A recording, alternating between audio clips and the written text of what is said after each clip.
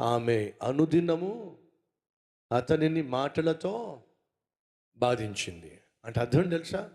ఎంత బలాఢ్యున్నైనా, అమ్మ సహోదరి సహోదరులు, నువ్వు ఎంత ఆత్మీయంగా ఉన్నా, ఎంత పరిశుద్ధంగా జీవిస్తున్నా, ఎంత దేవుని బిడ్డగా జీవిస్తున్నా, నిన్ను పతనం చేయాలి, నిన్ను పాపంలో పడేయాలి, నిన్ను ప్రభువుకు దూరంగా చేయాలి, నిన్ను పరిచర్యకు దూరంగా చేయాలి అని ఆశించే సైతాను ఒకసారి ప్రయత్నం చేసి వదిలిపెట్టడు.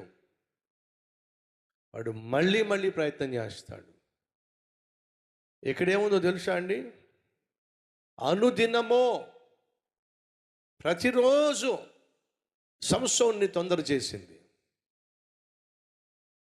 అలా ప్రతిరోజు తొందర చేసేసరికి సంసోను ఏ స్థితికి వచ్చేసాడంటే, ఇక బ్రతుకు మీదే ఆశ లేకుండా పోయింది. దేవుని కోసం ప్రతిష్ఠించబడిన వాడు, దేవుని కోసం ప్రత్యేకించబడిన వాడు ఎంతగా విసిగిపోయాడంటే, ఇంక చచ్చిపోతే బాగుండు. ఈరోజు మన మధ్య ఎవరైనా ఉన్నారా?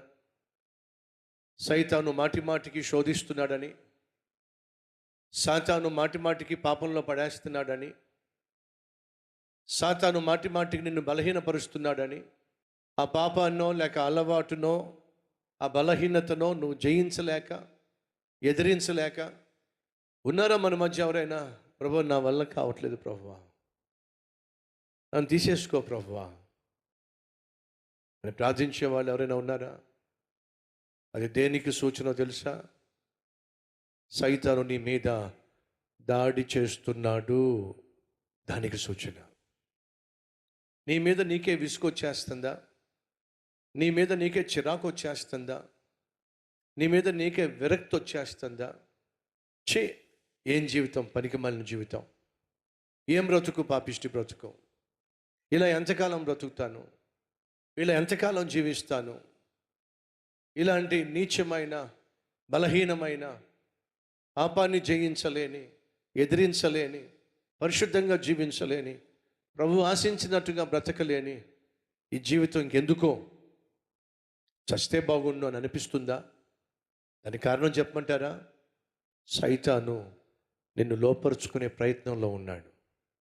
ఒక్కొక్క అడుగు వాడు వేసుకుంటూ నీ మీదకి వచ్చేస్తున్నాడు. కాబట్టి నీ మీద నీకే విరక్తిని తీసుకొస్తున్నాడు.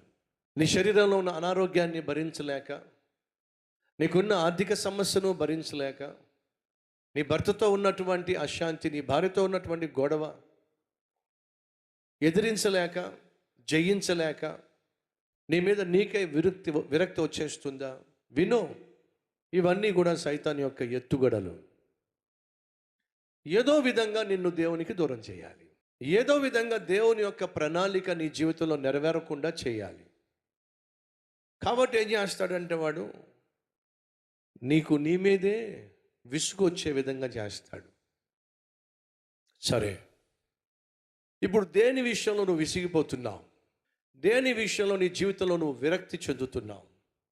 చెప్పా కదా, కొన్నిసార్లు నీ జీవితంలో ఆశించింది అందుకోలేకపోతావు, అడిగింది పొందుకోలేకపోతావు, ఆర్థికంగా చితికిపోయి ఉంటావు, ఆరోగ్య విషయంలో బలహీనమైపోయి ఉంటావు, ఇంటిలో ఉన్న భార్య వల్ల, భర్త వల్ల విసిగిపోయి ఉంటావు, కొన్ని సందర్భాల్లో బిడ్డలు తీసుకొచ్చే తొందరల వల్ల మానసికంగా కృంగిపోయి ఉంటావు. వీటన్నిటి మధ్య నీకు వచ్చే ఆలోచన ఏమిటంటే, ఇలా ఎంతకాలం ప్రభువా, ఇలా ఎంతకాలం, నా వల్ల కావటం లేదు. ఇంతకంటే బెటర్ ఏమిటంటే చచ్చిపోతే బెటర్ అనిపిస్తుంది. చచ్చిపోతే బెటర్ అనిపిస్తుంది అంటున్నారు చూసారా? అలా అనిపిస్తుంది ఎవరో తెలుసా? ఇప్పుడు మీరు చెప్పండి, ఎవరు అనిపిస్తుంది? సైతాను. అర్థమైందా? ఆ ఆలోచన నీకు వస్తుందయ్యా అంటే, తెస్తుంది ఎవరయ్యా అంటే సైతాను.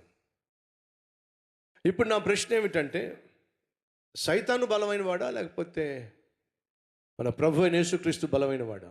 ఇప్పుడు నువ్వు దేనికైతే విసిగిపోతున్నావో దాని విషయంలో దేవుడు అద్భుతం చేయటం సాధ్యమంటారా?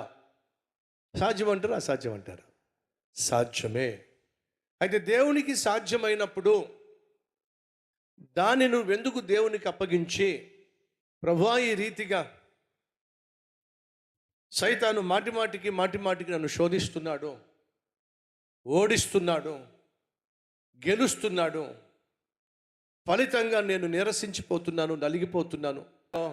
పేతురు సముద్రం మధ్యలో పడవలోంచి కాలు తీసి నీళ్ళలో నడుచుకుంటూ వచ్చేస్తున్నాడు. ప్రపంచంలో ఒక మనిషి నీళ్ళ మీద నడిచిన వాడు ఎవడైనా ఉన్నాడు అంటే ఎవరు తెలుసా మీకు? పేతురు. అలా నీళ్ళ మీద నడుచుకుంటూ వచ్చిన పేతురు సడన్గా యేసును చూస్తూ ఉన్నంత వరకు నీళ్ళ మీద నడిచాడు. ఎప్పుడైతే అలలు ఒక్కసారిగా ఎగసి పడినాయో, గాలి వీసిందో, యేసును చూడడం మానేసి అలలను చూశాడు. ఎప్పుడైతే అలలను చూశాడో ఏమైపోయాడు చెప్పండి? మునిగిపోయాడు. మునిగిపోతూ ఏమన్నాడు? ప్రభువా, నేను నశించిపోతున్నాను అని అరిచాడో లేదో, యేసు ఏం చేశాడు? తన చేయి చాచి అడుగుతున్నా. ఒక్క 20 సెకండ్లు యేసే ఆలస్యం చేస్తే, 20 సెకండ్లు 10 సెకండ్లు ఆలస్యం చేస్తే మన పేతురు బెదరు ఏమయ్యాడు చెప్పండి? గుటుక్కుమనేవాడు. చచ్చిపోతున్నా అన్న పేతురుని పట్టుకుని లేపేశాడు. ఎంతసేపు పట్టింది యేసయ్యకు అతన్ని లేపడం చెప్పండి? క్షణం. అదే చెప్తున్నా, నువ్వు ఎంతగా ఆత్మీయంగా క్షీణించిపోయినా, గడిచిన సంవత్సరంలో ఎంతగా బలహీనమైపోయినా, ప్రభు దగ్గరకు వచ్చి ప్రభువా నేను నశించిపోతున్నానయ్యా అని నువ్వు ఆయన వైపుకు నీ చెయ్యి అందిస్తే క్షణంలో దేవుడు ఏం చేస్తాడు? నువ్వు పడి ఉన్న స్థితిలో నుంచి లేపేస్తాడు. కాబట్టి సంగమా, ఈ అద్భుతమైన సత్యాన్ని ఎప్పుడు మర్చిపోకండి.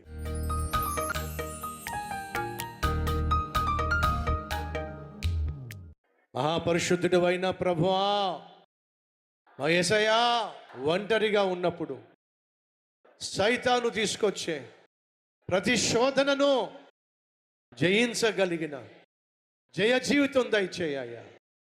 అయ్యా, మా ఆత్మీయత, మా ఆత్మ నీ దృష్టిలో బహు గొప్పది, బహు విలువైంది. నువ్వు ప్రాణం పెడితే తప్ప మేము విడిపించబడలేదు నాయనా. అంత విలువైన మా ఆత్మీయతను, మా రక్షణను నిర్లక్ష్యం చేయకుండా బ్రతకగలిగిన బ్రతుకు మాకు దయచేయ్యా. ఈ నూతన సంవత్సరంలో వెనక్కి తిరిగి చూడడానికి వీల్లేదు. కుక్క తన వాంతికి తిరిగినట్టుగా వెనక్కి వెళ్ళడానికి వీల్లేదు. అయ్యా, ఎక్కడెక్కడ గడిచిన సంవత్సరంలో మేము పడ్డామో మళ్ళీ పడ్డానికి వీల్లేదు నాయన. మా శరీరాన్ని జయించగలిగిన, మా శోధనలను జయించగలిగిన జీవితము సమృద్ధిగా దయచేయ్యా. యేసు నామం పేరట వేడుకుంటున్నాం తండ్రి. ఆమెన్.